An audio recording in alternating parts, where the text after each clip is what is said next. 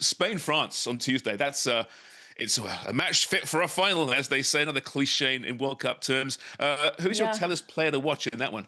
Oh, nobody else except for Olise. So in all of the potency across that front line for France, whether it's Dembele, it's Barcola, it's Doué, we know we've got Mbappe, the man behind them who has had success for France playing off that right flank, but I think has found his home underneath that front three. And just, I think my favorite pass was early on in the tournament. That cheeky little pass through the channel, half space, finds Mbappe for the first touch. He's got a nonchalant brilliance about him where it's off the pitch, he doesn't care to show up for an interview or say a whole lot. On the pitch, he seems to imbue the squad with that same attitude, but you know, if you back off him at your peril, because he will hurt you, whether he's in a Bayern kit where I think he's really found his footing and found a next level now, and he's brought that to Didier Deschamps and this French national team where they were looking for somebody to unlock things in open play, and Olise is their man. Wills, firstly, do you agree quickly? And secondly, who's your tellus player to watch in this one? I was just picking the Englishman on France. It's a good equation right now. He's fantastic. I mean, it's pretty incredible. He hasn't found a goal in this tournament, and if he does it in the semifinal against Spain, I mean, it would just be fitting, just in terms of the tournament that he's had.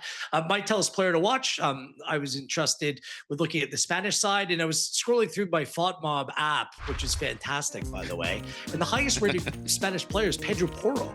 That kind of surprised me. He's had a very good tournament. He scored a goal as well. But I think that the French left-hand side is, if there is any vulnerability, it's down there. He really loves getting forward and getting involved in the attack. And that's where I think a player like Luca Digne can be exposed to a certain degree. A very good attacking fullback, but not great defensively. And Spain, with those overloads down the right-hand side, him pairing up with Lamine Yamal, I think it could be really effective for the Spanish. So at the same time, it's going to be a key game for both him and Cucurella, just when they go forward, because both players love to do that.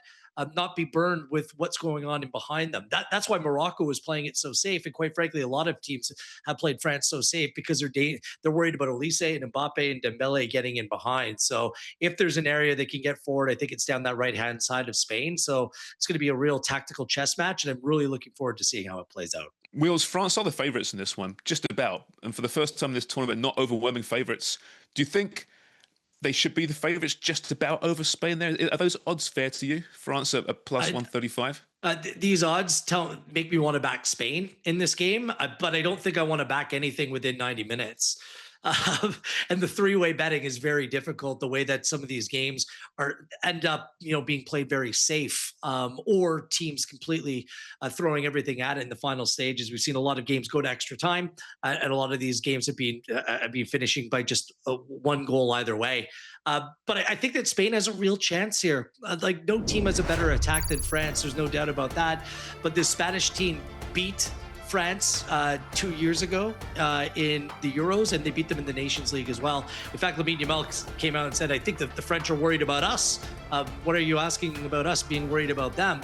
So I think there's a confidence in this Spanish group.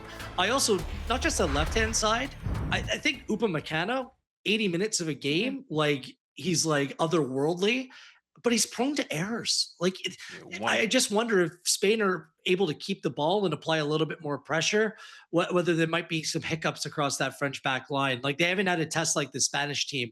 It's really the clash of two really different teams stylistically. So based on plus 210, I think it was for Spain. Yeah, plus 210. I'll back that number over plus 135 for Spain any day, or for France any day, I should say. Yeah, it's interesting. I'm not sure if I see Spain able to hold France and really to contain that threat, especially on transition.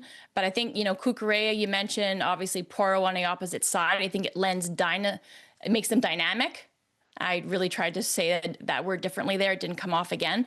But I think you see Lamine Yamal on the right-hand side and Porro. You're seeing Lamine Yamal really show up and break games wide open. Like, he didn't quite do it. He was really close in the last match, and he's just missing that little bit of something, a little bit of, you know, stardust, a little bit of just something to push it over the line. And he's really close to being 100% again. But I think you saw Pedri get pushed out of the midfield by Ruiz last game. I just don't think that you have Rodri with the mobility that he needs to go against Kone and Rabiot in the middle of the park, and obviously to be able to contain Elise. So I think with all the potency, all of the menace from the flanks, I think the game will be won or lost in the middle of the park. Tuesday it goes, France against Spain. I What a agree. match that's going to be.